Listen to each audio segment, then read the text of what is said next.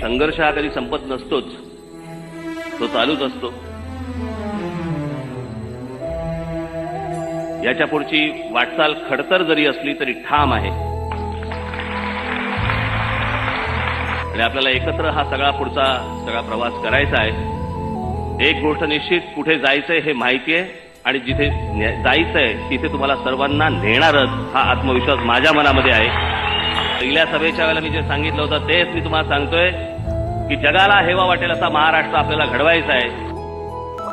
महाराष्ट्र नवनिर्माण सेनेच्या 19व्या वर्धापन दिनानिमित्त सर्वांना हार्दिक शुभेच्छा. शुभेच्छुक माननीय राहुल पवार, शहराध्यक्ष, महाराष्ट्र नवनिर्माण सेना सातारा आणि सर्व पदाधिकारी. आता नाही शंका, भ्रष्टाचार